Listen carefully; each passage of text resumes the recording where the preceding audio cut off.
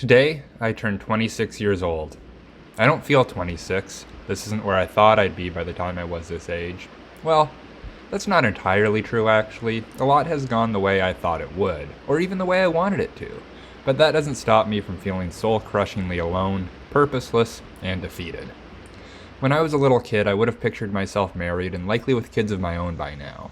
Racing at Saratoga Speedway, living in Campbell River, working as a graphic designer, with a couple pets. By the time I was in high school, I'd begun to recognize that marriage and children didn't actually align so much with my own thoughts and desires, and were more something I'd thought I wanted because I'd been told, by society, my parents, the church, etc., that that's just what happens when you get older. You get married and have kids. So by then, my vision of my future shifted slightly to racing at Saratoga, though at this point I'd already been racing there for several years, working as a graphic designer, living somewhere I had space to store my cars, with a cat, and close to my friends. So really, I've checked off a handful of those boxes. I'm still racing, I live somewhere with space to store and work on my cars in Campbell River, and I have a cat, an amazing, goofy little black cat named Broccoli. I did get my degree in graphic design, though I'm currently working as an overnight custodian, something I definitely would not have seen coming. I wish I hadn't been so practical as a kid, and that I hadn't let myself become so dead set on graphic design as the career path for me. I became interested in it because I saw it as a practical use of my love for drawing and creating stuff. Being an actual artist was too risky. I wanted a job that would give me a predictable paycheck. But I honestly never really looked much further into it than that. And I don't regret my degree or time at university, but I can't help but wish I hadn't been so gung-ho on just getting a degree immediately after graduating high school, because now I'm 26 with no idea what I want to do with my life. It seems like with each passing year, I only become less and less certain of who I am and who I want to be. I don't want to be someone who defines themselves by their job title.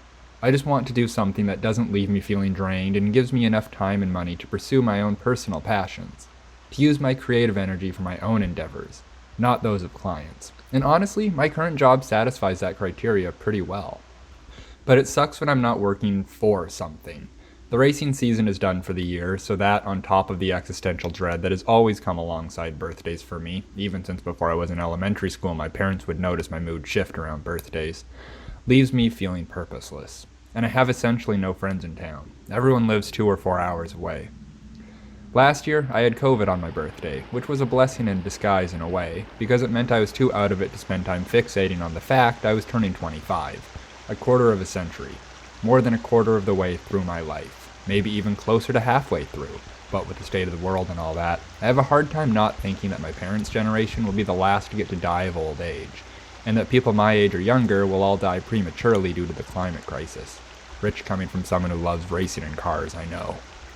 But because last year's birthday just sort of came and went without me giving much thought to it, I almost feel like this year is hitting twice as hard. I have to deal with the fact that I turned 25 already, and am now waving goodbye to that and turning 26. Not that this past year flew by, I mean, in some ways it did, but in other ways it really didn't. A lot happened, and there were weeks that felt like months and days that felt like weeks, but then again, 2019 still feels like it was last year. Well, actually, that's not true. It doesn't feel right that it's 2024, but when I think back to what was happening in 2019, that feels like a lifetime ago. I'd seen something on Twitter, or maybe it was on Instagram, I don't know and it doesn't matter, about your 20s being the start of your adult years. And I've been trying to remind myself of that, because I think it's very comforting and it feels true.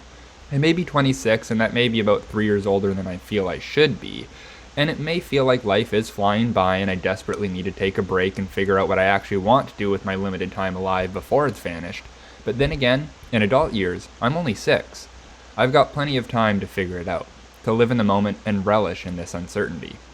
But I can't help to just want so badly to be able to start it all over again. My life feels unsalvageable at this point. The cement holding my life together has already set, and it's too late to make any major changes. And even if I did, I'd just be building on top of that foundation, and I hate that foundation.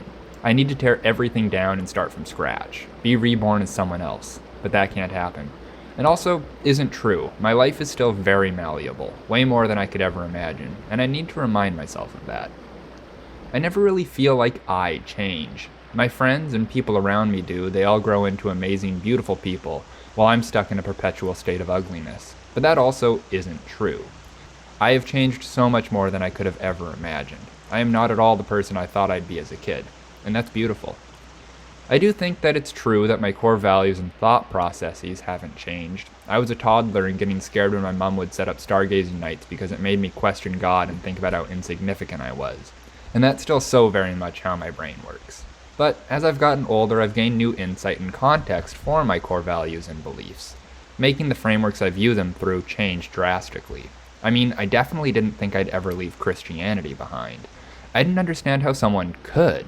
How could you believe in God and then not? How could you abandon the possibility of getting into heaven? Well, if the God I knew to be true from my understanding of the Bible is real, we're all getting into heaven anyways.